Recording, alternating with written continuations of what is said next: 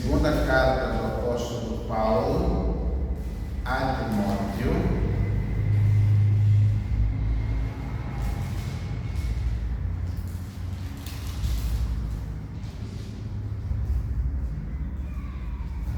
capítulo 3. Vamos ler do versículo 1 ao versículo 9. Quem achou, diga amém. Posso? Não. Ok.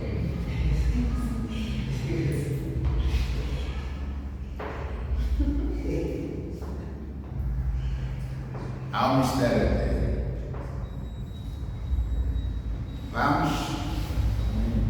Sabe, porém, que nos últimos dias haverá tempos difíceis. Pois os homens amarão a si mesmos, serão gananciosos, arrogantes, presunçosos, blasfemos, desobedientes aos pais, ingratos e ímpios, sem afeição natural, incapazes de perdoar, caluniadores, descontrolados, cruéis, inimigos do bem, traidores, inconsequentes, orgulhosos, mais amigos dos prazeres do que amigos de Deus, com aparência de religiosidade, mas rejeitando-lhe o poder. Afasta-te também destes. 6. Porque entre eles estão os que se intrometem pelas casas e conquistam mulheres tolas, carregadas de pecados, dominadas por várias paixões, que estão sempre aprendendo e nunca podem chegar ao pleno conhecimento da verdade. E a semelhança de Janes e Jambres, que resistiram a Moisés, eles também resistem à verdade. São homens de entendimento corrompido e reprovados na fé, mas eles não irão adiante, pois sua insensatez será revelada a todos, assim como aconteceu com aqueles. Oremos a Deus para que fale conosco através da sua palavra. Bom Deus, em nome do seu Filho amado Jesus, graças te damos, Senhor, por este dia, por esta palavra. Fala, Deus, conosco através destes versículos. Deus, em nome de Jesus, revela-nos, ó Deus, a tua vontade para conosco, por intermédio desta palavra que nós te pedimos. Em nome de Jesus. Amém.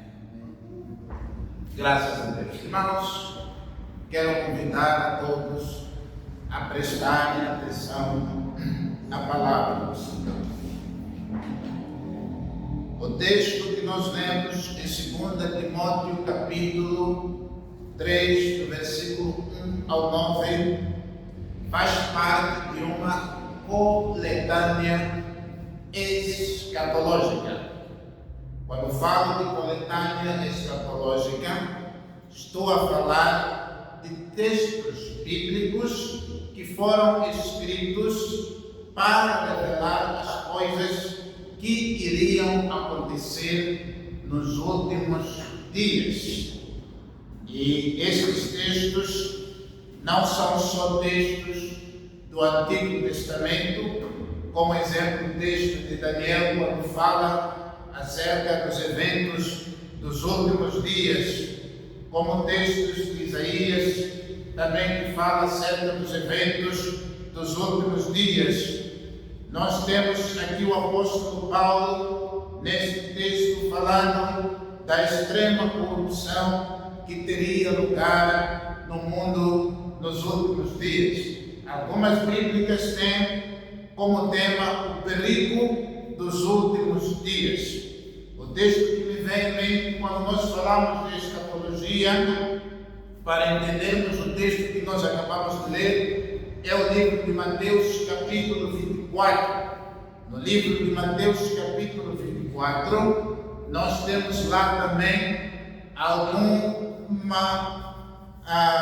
algum relato bíblico por parte do nosso Senhor e Salvador Jesus, quando ele fala acerca dos últimos dias. Os últimos dias compreendem o período que vai desde os anos 70, quando o templo de Israel, quando o templo de Jerusalém foi destruído.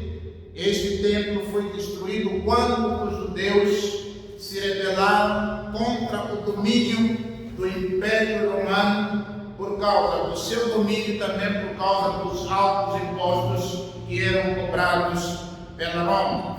As forças romanas, lideradas pelo general Tito, cercaram a cidade por meses. A cidade ficou sem mantimento e a cidade começou a se autodestruir internamente.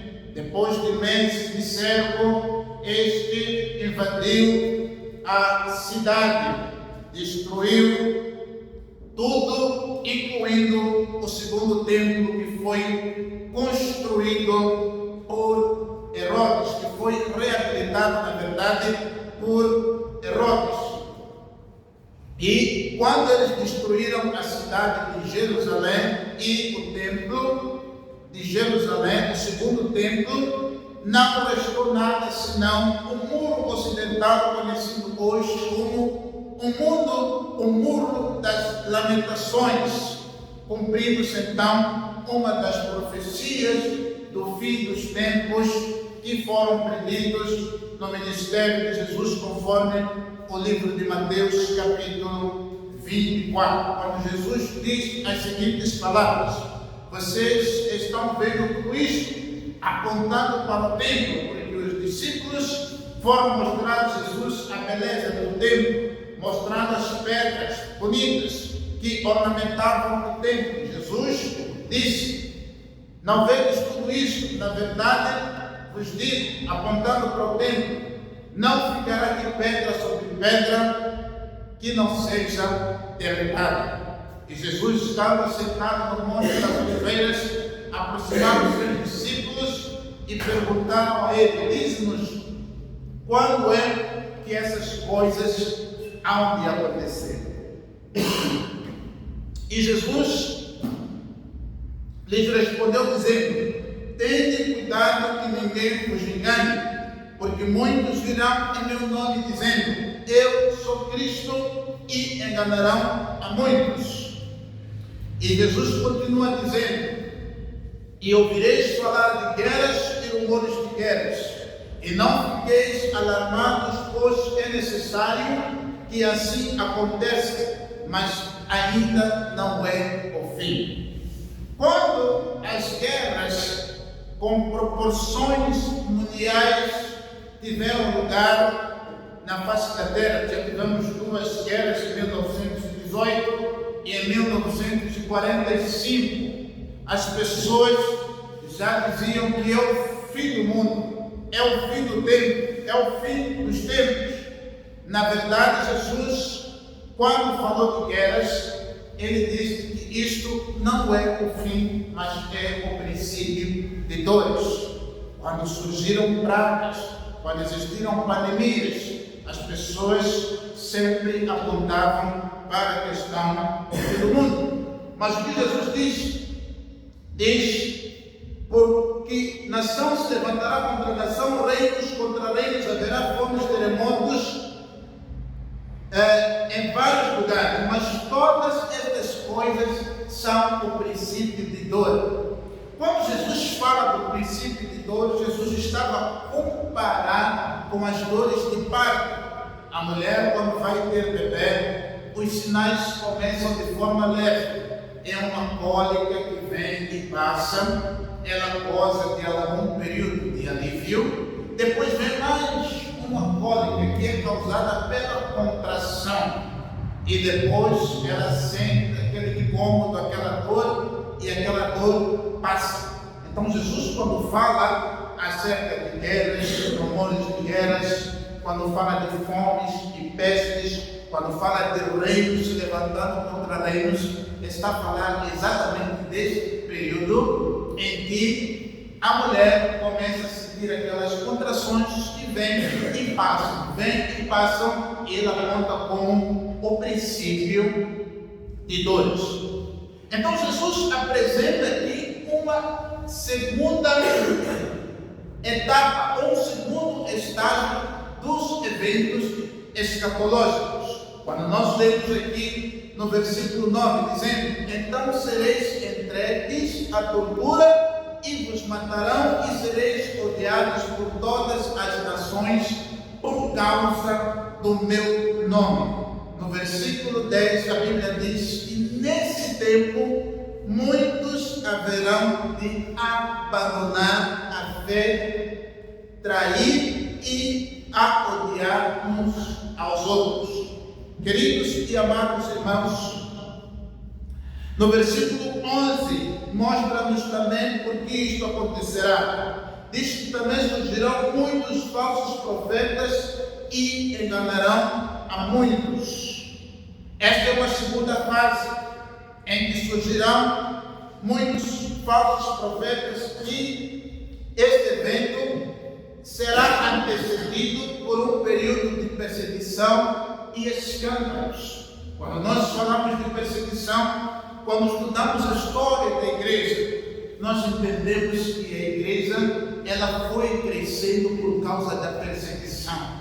A igreja cresceu até onde cresceu nos dias de hoje por causa da perseguição. A igreja, quando é inaugurada em Jerusalém, quando é inaugurada em Judeia, quando é inaugurada em Samaria, nós começamos a ver a igreja primitiva a sofrer a perseguição.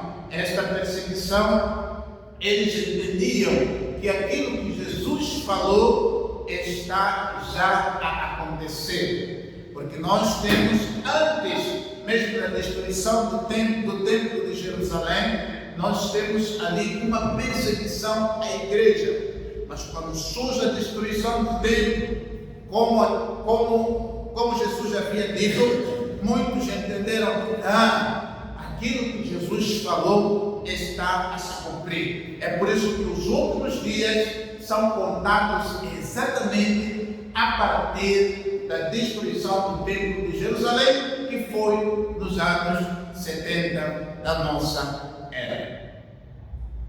Queridos e amados irmãos, algo que me chama a atenção é o segundo estágio deste período da tribulação, deste período dos sinais do fim dos tempos, em que a Bíblia diz que haveriam escândalos e surgiriam falsos profetas. A questão da existência de falsos profetas teve muita relevância no discurso de Jesus, por onde a igreja de Cristo tem que prestar muita atenção no que tange a manifestação de falsos profetas na face da terra. Os falsos profetas já existiam. Quando nós lemos os escritos de Paulo, nós entendemos que os falsos profetas já existiam e já estavam a atuar naqueles tempos, e eles já enganavam as pessoas. Mas ao andar de tempo, nós percebemos que os falsos profetas foram se multiplicando, e nos dias de hoje nós sabemos que eles estão por aí enganando as pessoas. O falso profeta é diferente do profeta enviado por Deus. As características de um falso profeta são: eles trazem falso ensino. Como é que se caracteriza este falso ensino? Eles pregam aquelas coisas que as pessoas gostam de ouvir, gostam de pregar aquelas mensagens que não confrontam o pecado do homem, pregam mensagens que não confrontam as pessoas. Quando nós comparecemos diante de Deus, o justo Deus, aquele que não tem pecado, nós somos confrontados com a sua presença, somos confrontados com a sua palavra. Mas quando você está em ambientes em que os falsos profetas ensinam, eles deturpam a palavra de Deus. Eles começam a lhe falar a respeito das promessas de Deus que vão se cumprir na sua vida, que nenhuma ferramenta preparada contra a tua vida prosperará, que o Senhor é o teu pastor e nada te faltará. Eles começam a elevar o seu ego, eles começam a pregar mensagens que te levam você a se considerar, na verdade, como a única bolacha do pacote. É por isso que muitos crentes hoje estão iludidos. Por quê? Porque a palavra proferida pelos falsos profetas não tem se cumprido. Os falsos profetas também, eles são caracterizados por amor ao dinheiro. Tudo que eles fazem para poder extrair bens das pessoas.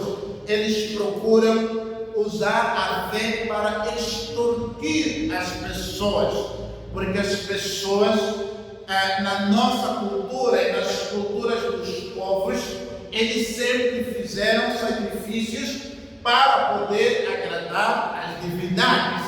Se nós lermos a história das divindades, nós entendemos que estas eram oferecidas sacrifícios para que elas pudessem ser apaziguadas.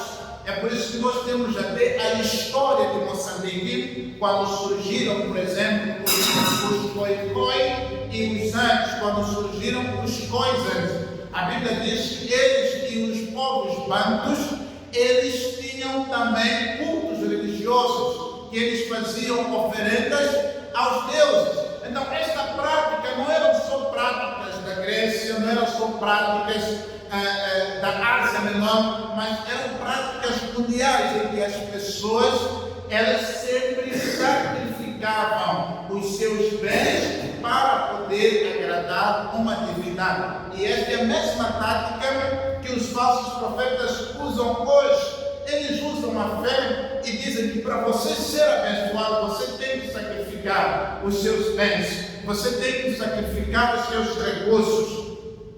Eles usam a fé para poder extorquir o povo. Esta é uma das características dos falsos profetas. Mas a coisa que grita mais na atuação dos falsos profetas é que eles se colocam como intermediários indispensáveis entre Deus e o fiel.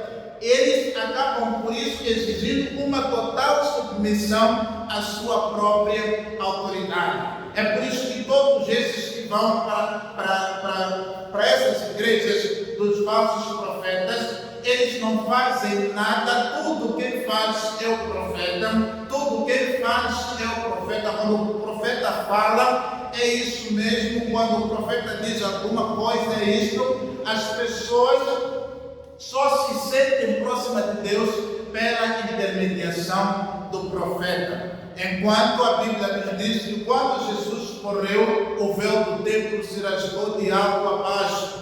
Já não temos mais esta figura de sacerdote que era intermediário entre Deus e o homem, porque o sacerdote tinha um papel fundamental de levar o povo, as preocupações do povo, até a presença de Deus, diferente do profeta que levava a mensagem de Deus até o povo. É por isso que o profeta, quando chegava, dizia: assim diz o Senhor dos Exércitos. Mas hoje nós já não temos mais essas figuras distintas, porque todos nós que fomos lavados e remidos pelo sangue do Cordeiro somos sacerdócio real. Todos nós temos a prerrogativa de entrar na presença dele e falar com ele. sem necessidade de um intermediário. Por isso, temos que ter cuidado com os falsos profetas. Os falsos profetas se manifestam da seguinte forma: sem dinheiro você não tem como alcançar as bênçãos de Deus. Os falsos profetas foram tomados pelo Espírito de Geazi, aquele que diz que as bênçãos de Deus devem ser pagas. Onde estão os Eliseus? Existem, são muitos, mas temos que ter cuidado com os Geazis, porque são aqueles que vendem as bênçãos de Deus. É por isso que uma das passagens bíblicas do apóstolo Pedro falava também nos últimos dias, disse que faria um negócio convosco, iam buscar lucro das pessoas, e é o que está a acontecer nestes dias, por onde nós chegamos à conclusão que nós estamos num estágio muito avançado nos últimos dias.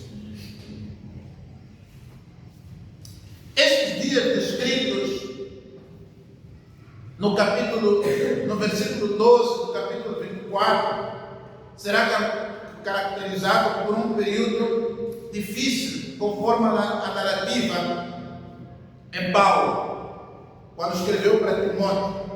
No 12, Jesus o que é que diz? Diz: e por se multiplicar a maldade, ou a iniquidade, ou o pecado, o amor de muitas pessoas esfriará.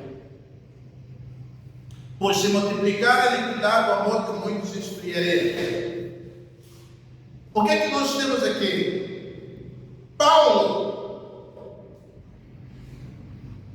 pegando aqui o gancho, como se diz, ele diz para Timóteo: sabe, porém, que nos últimos dias haverá tempos difíceis. Algumas passagens dizem que haverá tempos terríveis.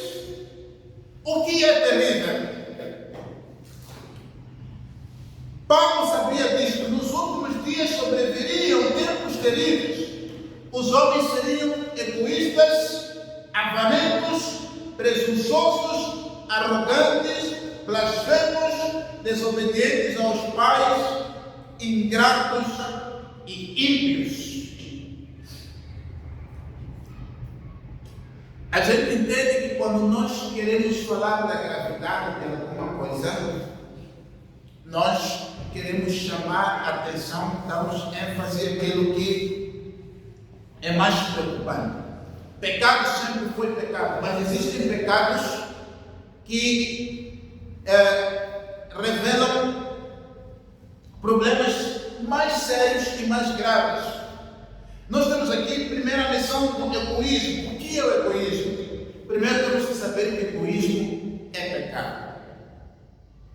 Egoísmo é pecado. Pois o egoísta só pensa em si mesmo e não se importa com ninguém. Não se importa com o sentimento dos outros, não se importa com a necessidade dos outros. Ele é o centro do universo. O egoísmo é o oposto ao pensar no grupo, pensar no coletivo, é pensar na comunidade. Quando nós olhamos no livro de Gênesis, capítulo 2, versículo 18, a Bíblia diz que Deus havia feito tudo que nós conhecemos. Deus havia feito o sol, Deus havia feito a lua, Deus havia feito a terra, Deus havia povoado os mares com diversos tipos de peixes, Deus havia feito tudo que nós conhecemos. Mas Deus, quando olhou para o homem, ele disse: não é bom. A Bíblia diz que quando Deus criou, no início, a Bíblia diz que no início Deus fez os céus e a terra. Deus disse: haja luz e houve luz. A Bíblia diz que Deus olhou e viu que a luz era boa. Aí Deus foi criando as coisas, a Foi criado a terra, os vegetais, os animais, e a cada dia Deus dizia: é bom. E viu Deus que o que havia feito era bom. Mas quando Deus terminou a sua criação, Deus olhou e viu que alguma coisa não estava boa no jardim. Foi quando Deus traz-nos aqui Gênesis 2:18. A Bíblia diz: então o Senhor Deus declarou: não é bom que o homem esteja só. Na visão de Deus, sempre precisamos de alguém. Na visão de Deus, alguém sempre precisará de nós. Quando Deus disse que não é bom que o homem esteja só, Deus estava dizendo que o homem só não funciona divinamente. Não é bom que o homem esteja só. Agora, o egoísta, ele é caracterizado por ele não ver mais ninguém. É tudo sobre ele. É tudo acerca dele. Não se importa com ninguém. Não se importa com a dor de ninguém. Não se importa com o sofrimento de ninguém. Porque ele é o centro do universo. Quem é egoísta não tem este senso comunitário. Quem é egoísta não pensa nos outros. Quem é egoísta usa os outros para alcançar os seus objetivos, sem se importar se as suas ações que acabaram levando a alcançar estes objetivos machucaram a outra pessoa. Queridos e amados, a boa parte dos problemas que nós enfrentamos, das dificuldades que nós encontramos nas igrejas, nos bairros, nas empresas, no país, é fruto do egoísmo. O egoísmo tira o senso comunitário, que é o sentimento de união entre as pessoas ao seu redor. Quando a pessoa é egoísta, nunca se foca em nós, se foca sempre no eu. É porque eu. São pessoas em si mesmas, como dizem. São aqueles que em dialeto são matidigas. São pessoas que rendem com elas mesmas, assim na mãe. A pessoa fica comprometida somente com ela e não com as outras pessoas. É como se ele fosse a única pessoa que existisse no mundo. É aqui onde surgem os problemas que temos na sociedade, em que temos meninas sendo engravidadas e as pessoas não assumindo a gravidez. Temos meninas sendo abusadas porque as pessoas só pensam nelas. Temos homens a serem assaltados porque só pensam nelas. Temos empresas sendo desfalcadas porque as pessoas só pensam nelas. Temos países indo à bancarrota porque as pessoas só pensam nelas. Elas não pensam na comunidade, não pensam em nós. Elas fingem que elas estão preocupadas com a nação, fingem que estão preocupadas com a família, fingem que estão preocupadas com a igreja, fingem que estão preocupadas com a empresa, mas a verdade é que elas somente pensam nelas. Porque todas as suas ações, elas trazem destruição para as outras pessoas e benefícios só para elas. O problema que temos no mundo é porque as pessoas deixaram de olhar para as outras pessoas e olham para si mesmas. Se o seu pecado ficasse somente no closet, você entrar no guarda-fato e cometer seu pecado lá, até que podemos dizer, ok, os efeitos seriam menores. Mas a questão é que quando o pecado acaba saindo de um ambiente em que só está o indivíduo e começa a envolver outras pessoas, o efeito é devastador. Onde é que nós estávamos quando foram contraídas dívidas em nome de uma família? Às vezes o pai contraiu a dívida, os filhos não estavam, a esposa não estava, mas quando chega a hora de pagar a dívida, todo mundo sofre. Ele só pensou nele, não pensou nos filhos. Onde nós estávamos quando nossos governantes contraíram dívidas a nível do município, a nível da cidade, a nível da nação? Quantos países hoje estão a caminho da bancarrota por causa do egoísmo? As pessoas não olharam para as consequências. E o egoísta, quando toma decisões, não olha para as consequências que vão acontecer à sua volta. É como alguém que defeca no lugar público e diz que não tem problema, porque quem defecou sou eu, mas não se preocupa com o efeito que a sua sociedade vai causar no meio da comunidade, porque ela só está focada em si mesma. Queridos e amados, a Bíblia nos diz em Cantares, capítulo 2, versículo 15, quando o sábio diz: apanhai-me as raposas, as raposinhas que devastam os vinhedos, porque as vossas vinhas estão em flor. Eu quero nesta manhã dizer que o egoísmo é uma raposa que danifica o amor, danifica o altruísmo. O que é o altruísmo? O altruísmo é um sentimento de ajudar os outros sem esperar nada em troca. O amor e a caridade é ação prática, ou seja, é a materialização do altruísmo. São gestos concretos de amor, de bondade, de auxílio ao próximo. Os problemas que nós sofremos é porque deixamos de olhar para o próximo. A dor do outro não é a minha dor.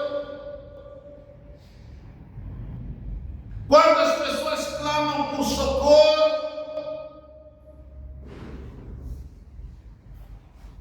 e nós dizemos que não é nosso problema, mas saiba que um dia você vai também clamar por socorro e ninguém estará lá para te ajudar, porque nós aqui plantamos e aqui colhemos. A lei da semeadura é infalível. Não tem como você plantar uma má semente e colher bons frutos. Não tem como. Os problemas que nós enfrentamos na sociedade são problemas causados pelo egoísmo. E o egoísmo é a mãe. O egoísmo é a mãe de certos pecados. O pecado de orgulho, o pecado de ganância e o pecado de inveja. 3 pecados são fruto do egoísmo. O egoísmo danifica a caridade. Quantas pessoas que hoje são confrontadas pela palavra de Deus, talvez não entendam porque Jesus deixou os 2 mandamentos de forma resumida. O primeiro: amarás a Deus com todo o teu entendimento, de todo o teu coração, com todas as tuas forças. E o segundo semelhante é este: amarás o teu próximo como amas a ti mesmo. O que Jesus estava a dizer, estava a nos chamar, a nos posicionarmos contra o egoísmo, porque o egoísta não ama. Quem é egoísta não ama. E o egoísmo é considerado raiz de pecados como orgulho, ganância e inveja. Talvez nós não entendemos porque as pessoas que fazem tanto mal à sociedade são orgulhosas, prepotentes, são pessoas que só se preocupam consigo mesmo, são capazes até de matar para poder preservar o seu orgulho. Existem muitos que estão nesse estado porque eles negaram a instituição de Deus. Nós, sozinhos, não somos capazes. Sozinho não sou capaz. Sozinho não sou capaz.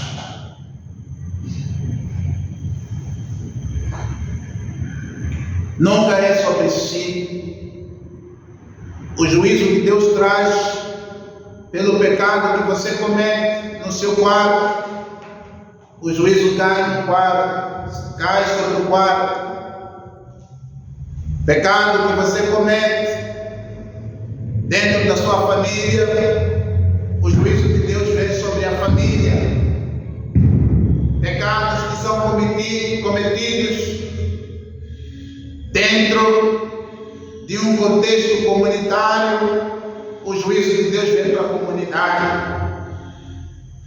E o pecado que é cometido numa realidade nacional, o juízo de Deus vem também sobre a nação. É por isso que tem juízos de Deus que se manifestaram sobre nações, mas por causa do pecado do egoísmo, por causa do pecado de Acã, quando conquistaram Jericó, ele pensou nele, pensou simplesmente nele, ele não via nada mais além dele e acabou se apoderando daquilo que não devia tomar. E a Bíblia diz que o pecado dele foi cometido numa escala comunitária e o juízo de Deus vem. A Bíblia diz que na próxima batalha que eles tiveram contra Ai, a Bíblia diz que eles saíram de lá gritando ai, ai, ai, de tal que apanharam, mas por causa do pecado de um único homem que não pensou nos outros, pensou somente nele. É isso que acontece quando as pessoas roubam das suas empresas.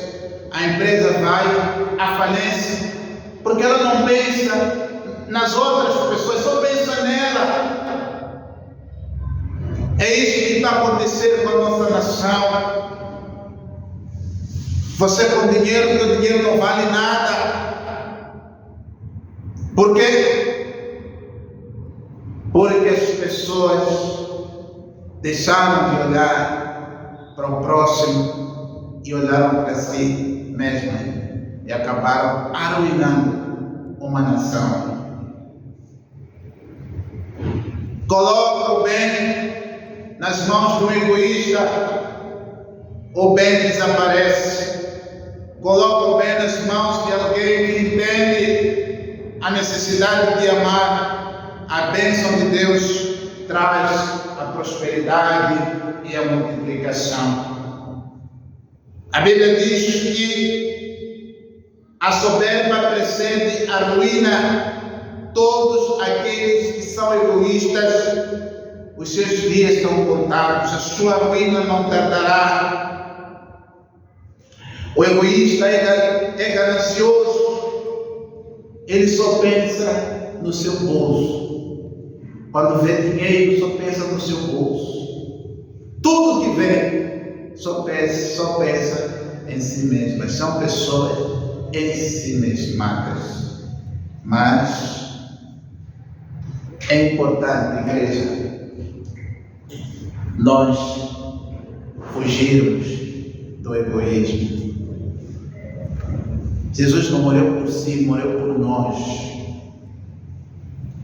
As bênçãos de Deus não são para si, são para nós. É por isso que nós oramos Pai Nosso. Não é meu Pai, meu Deus, meu Pai. Está errado. É coletividade. Não é somente seu Pai, não é só seu Pai.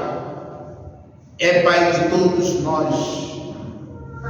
Que Deus possa nos ajudar a não sermos levados pelo egoísmo que está a destruir nações, que está a destruir povos e línguas, está a destruir famílias, está a destruir comunidades, igrejas, ministérios, porque as pessoas foram levadas e enganadas pelo egoísmo. Os egoístas estão em pecado e hoje é dia de nós refletirmos quem somos nós, onde nós queremos chegar, ou o que nós queremos, o que Deus espera de nós. Que Deus possa nos ajudar. Estes últimos dias temos que andar na contramão. Nestes últimos dias temos que andar na contramão. Enquanto muitos pensam somente em si mesmo, nós devemos pensar nos outros. Devemos pensar nos outros. Às vezes um simples gesto de oração faz toda a diferença. É por isso que eu tenho ensinado os meus filhos, quando estão sentados à mesa, para refletirem e saberem que tem pessoas que não têm aquela oportunidade, que estão a passar por fome, que estão a passar por dificuldade. E esta geração não pensa mais nas outras pessoas. Quando ajudam assim, com uma câmera fotográfica, a tirar selfie. Olha só como tenho um coração bom. Olha só como sou gente boa. Estou aqui ajudando uma família carenciada. Mas, teologicamente falando, isso está errado. Jesus disse: o que a tua mão direita oferecer, que a tua mão esquerda não saiba.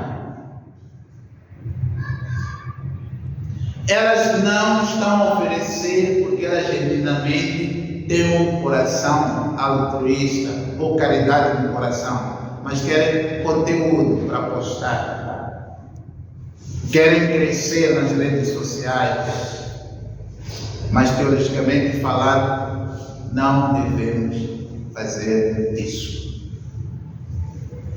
Não devemos fazer.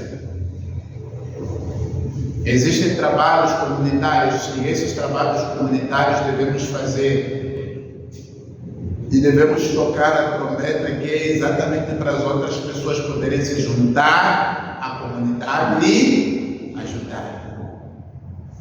Mas a nível individual é reprovado. A nível comunitário não tem como sermos reprovados, porque a glória sempre vai para Deus.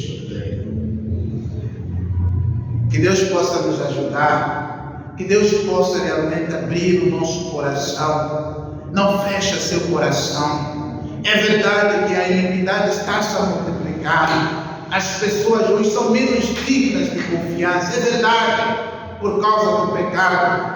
Mas vamos abrir o nosso coração. Vamos fazer a diferença nesses últimos dias. Vamos amar as pessoas genuinamente e vamos provar para elas que nós somos a luz do mundo. É por isso que a Bíblia diz que brilhe, assim brilhe também a vossa luz para que o mundo veja as boas obras que vocês produzem em Deus e glorifiquem o vosso Pai que está nos céus. Louvado seja o nome do Senhor. Glória a Deus.